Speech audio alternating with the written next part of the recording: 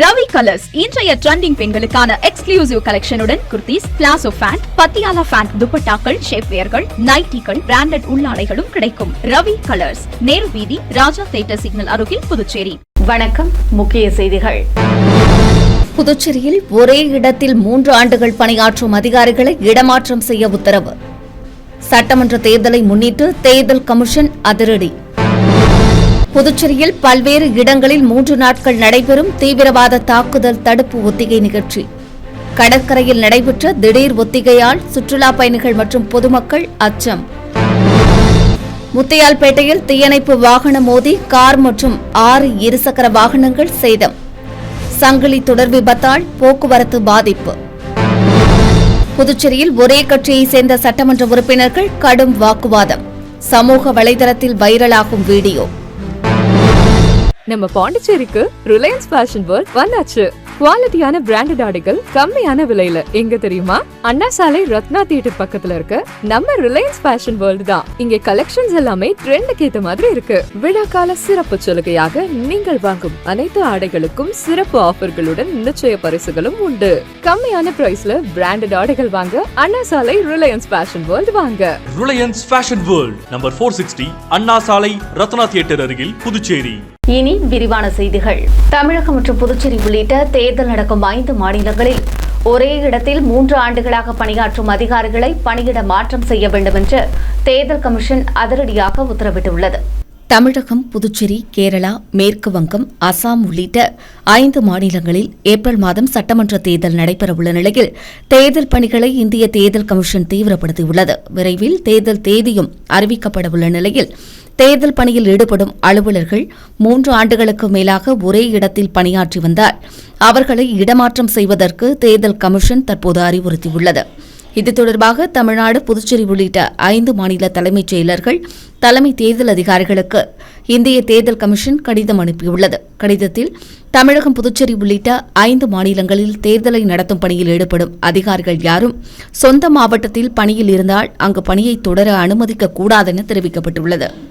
மாவட்ட தேர்தல் அதிகாரிகள், தேர்தல் நடத்தும் அதிகாரிகள், உதவி தேர்தல் நடத்தும் அதிகாரிகள், காவல் ஆய்வாளர்கள், உதவி காவல் ஆய்வாளர்கள் போன்ற அதிகாரிகளை கடந்த சட்டமன்ற தேர்தல் அல்லது இடைத்தேர்தலின் போது நியமிக்கப்பட்டிருந்த இடத்தில் நியமிக்கக்கூடாதென்றும் அறிவுறுத்தியுள்ளது.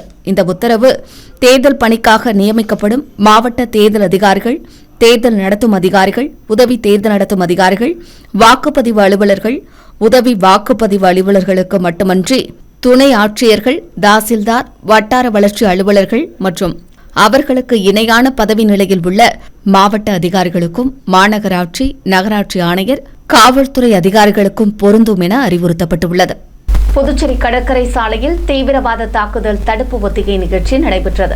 சென்னை தேசிய பாதுகாப்பு படை, இந்திய விமானப்படை, புதுச்சேரி மற்றும் விழுப்புரம் காவல்துறையினருடன் இணைந்து புதுச்சேரி மற்றும் ஆரோவில் பகுதிகளில் 3 நாட்கள் தீவிரவாத தடுப்பு ஒத்திகை நிகழ்ச்சியை நடத்தி வருகிறது. அதன் ஒரு பகுதியாக புதுச்சேரி நகராட்சி கட்டிடத்தில் தேசிய பாதுகாப்பு படையினரின் ஒத்திகை நிகழ்ச்சி நடைபெற்றது. இதில் தீவிரவாதிகளின் தாக்குதல்களை தடுக்கும் வகையில் ஹெலிகாப்டரிலிருந்து கயிறு மூலம் மேரி கட்டிடத்தின் மீது துப்பாக்கியுடன் இறங்கிய தேசிய பாதுகாப்பு படையினர் ஒவ்வொரு அறையாக சோதனையிட்டனர். தொடர்ந்து தீவிரவாதிகள் திடீரென நுழைந்து தாக்குதல் நடத்தினால் எப்படி தடுப்பது, வெடிகுண்டுகளை கண்டறிந்து செயலிழக்க செய்வது, தீவிரவாதிகளின் பிடியில் உள்ள பிணை கைதிகளை பாதுகாப்பாக மீட்பது போன்றவை தொடர்பாக ஒத்திகை நடைபெற்றது. மேலும் முக்கிய அரசு அலுவலகங்களில் தேசிய பாதுகாப்பு படையினர் ஒத்திகையில் ஈடுபட்டனர். ஒத்திகை நிகழ்ச்சி இரவு 10 மணி வரை நீடித்தது. இதில் தேசிய பாதுகாப்பு படை கமாண்டோ தலைமையில் 200க்கும் மேற்பட்ட வீரர்கள், புதுச்சேரி காவல்துறையினர், வருவாய்த்துறையினர், தீயணைப்பு படை வீரர்கள், சுகாதார ஊழியர்கள் மற்றும் பல்வேறு அரசு துறையினர் ஈடுபட்டனர். கடற்கரை சாலையில் திடீரென ஹெலிகாப்டர் தாழ்வாக பறந்ததால் பொதுமக்கள், சுற்றுலா பயணிகளிடையே சிறிது நேரம் பரபரப்பு ஏற்பட்டதுடன் முன்னறிவிப்பின்றி ஒத்திகை நிகழ்ச்சி நடைபெற்றதால் கடற்கரைக்கு வந்த சுற்றுலா பயணிகள், பொதுமக்கள் கடும் சிரமத்திற்கு ஆளாகினர். புதுச்சேரி முத்தியால்பேட்டையில் தீயணைப்பு வாகனம் மோதி ஏற்பட்ட தொடர் விபத்தில் கார் மற்றும் 6 இருசக்கர வாகனங்கள் சேதமடைந்தது அப்பகுதியில் பரபரப்பை ஏற்படுத்தியது.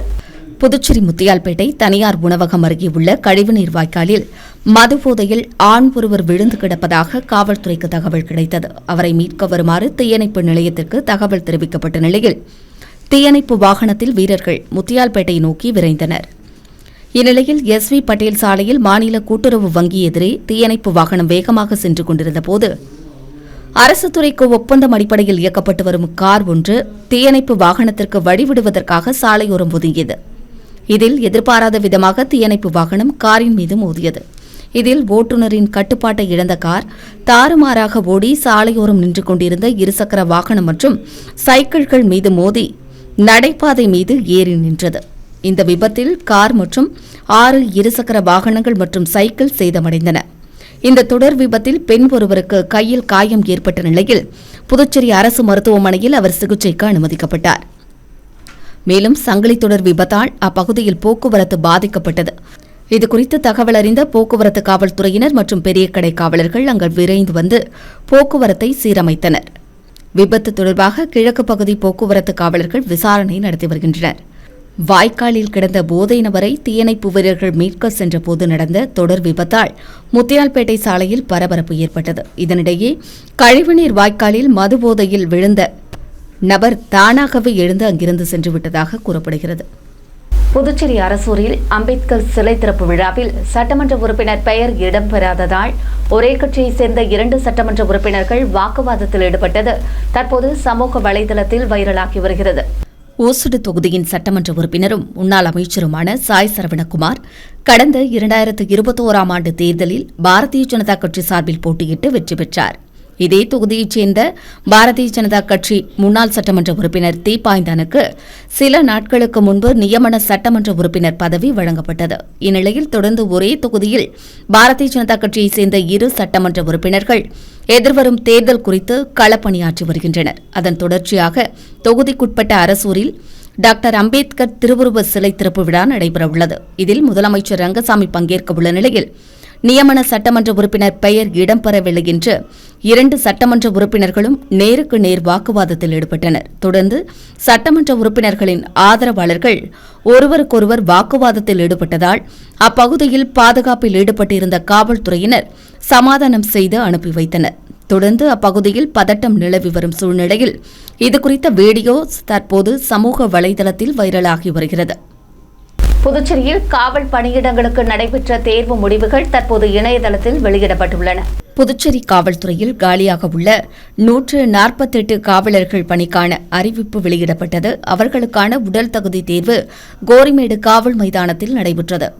இதில் தேர்வான 1843 பேர் எழுத்துத் தேர்வுக்கு தகுதி பெற்ற நிலையில் இவர்களுக்கான எழுத்துத் தேர்வு கடந்த 8ஆம் தேதி புதுச்சேரியில் 5 மையங்களில் நடைபெற்றது. இந்நிலையில் காவல் தேர்வுக்கான முடிவு தற்போது இணையதளத்தில் வெளியிடப்பட்டுள்ளது. இவர்களுக்கான சான்றிதழ் சரிபார்ப்பு பணிக்கான தேதி விரைவில் வெளியிடப்படவும் எனவும் தெரிவிக்கப்பட்டுள்ளது. புதுச்சேரி தேர்வு கட்டுப்பாட்டாளர் மற்றும் செயலாளர் பங்கஜ்குமார் ஷா தகவலை தெரிவித்துள்ளார். கேரளாவில் தேசிய அளவில் நடைபெற்ற போட்டியில் பங்கேற்று மிஸ் கிராண்ட் புதுச்சேரி பட்டம் பெற்ற சம்ரிதா சுகுமார் புதுச்சேரி முதலமைச்சர் ரங்கசாமியை நேரில் சந்தித்து ஆசி பெற்றார்.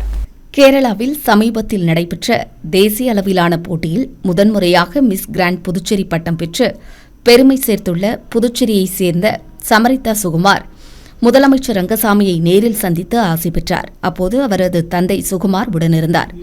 தொடர்ந்து முதலமைச்சரிடம் பேசிய மிஸ் கிராண்ட் பட்டம் பெற்ற சமரிதா சுகுமார் புதுச்சேரி அரசின் விளம்பர தூதுவராக தன்னை நியமிக்க வேண்டும் என்று கோரிக்கை விடுத்தார். இதுகுறித்து பரிசீலிப்பதாக முதலமைச்சர் நம்பிக்கை தெரிவித்தார். புதுச்சேரி பல்கலைக்கழக வளாகத்தில் நடைபெற்ற பயங்கரவாதிகள் தடுப்பு ஒத்திகை நிகழ்ச்சியில் 120க்கும் மேற்பட்ட கமாண்டோக்கள் பங்கேற்றனர். புதுச்சேரி மாவட்ட ஆட்சியர் அலுவலகத்தில் சென்னை தேசிய பாதுகாப்பு படை, இந்திய விமானப்படை, புதுச்சேரி யூனியன் பிரதேசம் மற்றும் விழுப்புரம் மாவட்ட காவல்துறையினர் இணைந்து பயங்கரவாத தடுப்பு பயிற்சி நடத்துவது குறித்த ஆலோசனைக் கூட்டம் மாவட்ட ஆட்சியர் தலைமையில் நடைபெற்றது.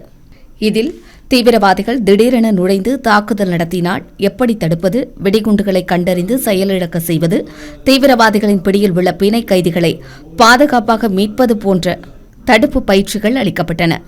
தொடர்ந்து புதுச்சேரி மற்றும் ஆரோவில் பகுதியில் பல்கலைக்கழகம், காவல்துறை தலைமையகம், நகராட்சி கட்டிடம், ஆரோவில் உள்ளிட்ட பகுதிகளில் பயங்கரவாத தடுப்பு ஒத்திகை நிகழ்ச்சி நடைபெற்றது. இதனிடையே பல்கலைக்கழக வளாகத்தில் நடைபெற்ற பயங்கரவாதிகள் தடுப்பு பயிற்சி ஒத்திகை நிகழ்ச்சியில் 120க்கும் மேற்பட்ட கமாண்டோக்கள் ஈடுபட்டனர்.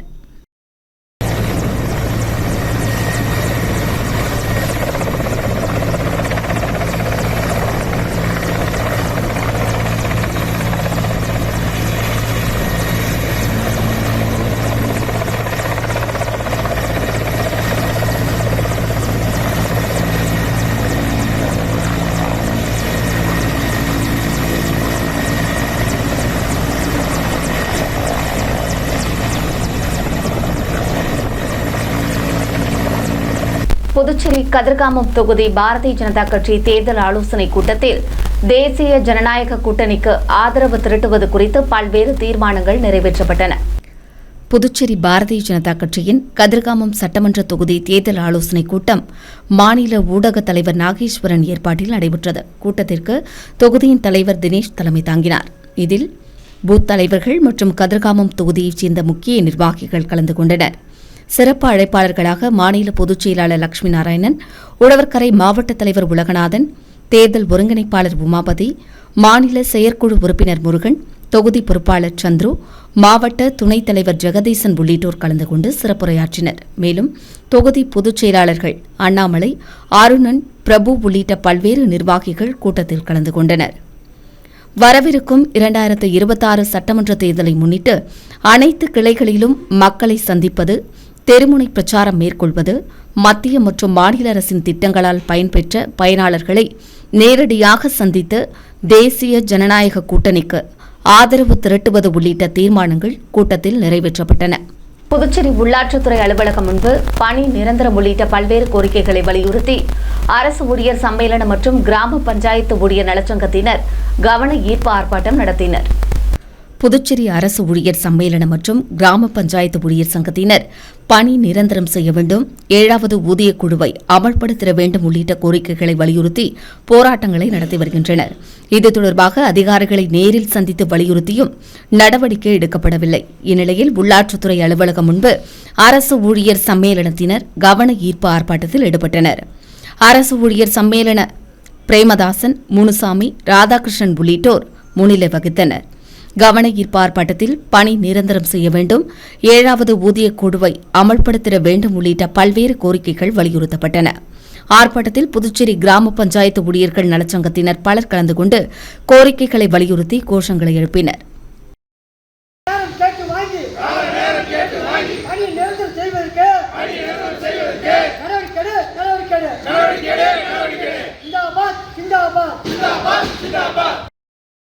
புதுச்சேரியில் பகுதி நேர வேலை மூலம் அதிகம் சம்பாதிக்கலாம் என கூறி வாலிபரிடம் 1 லட்சம் ரூபாய் மோசடி செய்யப்பட்டது குறித்து சைபர் கிரைம் காவல்துறையினர் விசாரணை நடத்தி வருகின்றனர். புதுச்சேரி கவுண்டன்பாளையம் பகுதியைச் சேர்ந்த வாலிபரின் செல்போன் எண்ணுக்கு குறுஞ்செய்தி ஒன்று வந்தது. அதில் வீட்டில் இருந்தபடியே பகுதி நேர வேலை மூலம் அதிகம் சம்பாதிக்கலாம் என்று குறிப்பிடப்பட்டிருந்தது. இதற்கு அவர் சம்மதம் தெரிவித்துள்ளார். உடனடியாக எதிர்த்தரப்பில் கேட்ட சில கேள்விகளுக்கு பதிலளித்துள்ளார். இதன் மூலம் அவரது வங்கிக் கணக்கில் 150 ரூபாய் வரவு வைக்கப்பட்டுள்ளது. இந்நிலையில் எதிர்முனையில் பேசியவர் சிறிது முதலீடு செய்து பகுதி நேர வேலை செய்தால் அதிகம் சம்பாதிக்கலாம் என்று கூறியுள்ளார். இதை உண்மை என்று நினைத்த வாலிபர் பல்வேறு தவணைகளாக 1 லட்சம் ரூபாயை முதலீடு செய்துள்ளார். இதன் மூலம் கிடைத்த லாபத்தை தனது வங்கிக் கணக்கிற்கு மாற்ற முயற்சி செய்தபோது முடியவில்லை. இதனால் தான் மோசடி செய்யப்பட்டது குறித்து அதிர்ச்சி அடைந்த அவர் சைபர் கிரைம் காவல்துறையில் புகார் தெரிவித்தார். இதேபோல தவளக்குப்பம் பகுதியைச் சேர்ந்தவரின் செல்போன் எண்ணுக்கு குறுஞ்செய்தி ஒன்று வந்தது. அதில் போக்குவரத்து விதிகளை மீறியதற்காக போக்குவரத்து துறைக்கு அபராதமாக 40,500 ரூபாய் செலுத்த வேண்டுமென்று குறிப்பிடப்பட்டிருந்தது. இதை உண்மை என்று நினைத்த அவர் பணத்தை செலுத்தி ஏமாந்துள்ளார். இதுகுறித்த வழக்குகளின் அடிப்படையில் சைபர் கிரைம் காவல்துறையினர் தீவிர விசாரணை மேற்கொண்டு வருகின்றனர். அடுத்து வருவது புதுவையின் இன்றைய தங்கம் மற்றும் வெள்ளி விலை நிலவரம். இன்றைய தங்கம் வெள்ளி விலை விவரம். புதுவையில் இன்றைய தங்கம் வெள்ளி விலை விவரம் வழங்குபவர்கள் முத்து கோல்ட் ஹவுஸ், பாண்டிச்சேரி. தங்கம் 1 கிராம் 14,530 ரூபாய். இன்றைய தங்கம் வெள்ளி விலை விவரம். வெள்ளி 10 கிராம் 2,970 ரூபாய். இத்துடன் ஏஎம்என் செய்திகள் நிறைவடைந்தன. வணக்கம். உங்கள் முத்து சில்க் ஹவுஸின் புதுச்சேரி நேரு வீதி வணிக திருவிழா வருகின்ற ஜனவரி 1 முதல் பிப்ரவரி 20 வரை. நீங்கள் வாங்கும் ஆடைகளுக்கு பரிசு கூப்பன்களை பெற்று உங்களுக்கான பரிசுகளை வென்று மகிழ்ச்சி அடையுங்கள். முத்து சில்க் ஹவுஸ் 23ஆம் ஆண்டு இனிய தொடக்கத்துடன் வெள்ளி விழாவை நோக்கி வீரநடை போடும் ஏஎம்என் டிவி 2020 டிஜிட்டல் தளத்தில் அடியெடுத்து வைத்த AMN YouTube news channel Puducherry, France மற்றும் உலகமெங்கிலிருந்தும் 1 லட்சம் சப்ஸ்கிரைபர்களுடன் 3 கோடி பார்வையாளர்களை கடந்து அனைவரின் ஏகோபித்த ஆதரவுடன் உள்ளூர் தொலைக்காட்சிகளிலேயே அதிக சப்ஸ்கிரைபர்களுடன் நம்பர் 1 நியூஸ் சேனலாக உங்கள் முன் AMN TV Pondicherry YouTube channel. எங்களின் இந்த சாதனைக்கு உறுதுணையாய் இருக்கும் நேயர்களுக்கும் விளம்பரதாரர்களுக்கும் நெஞ்சார்ந்த நன்றி. AMN யூடியூப் சேனல், இது நம்ம ஊரு சேனல்.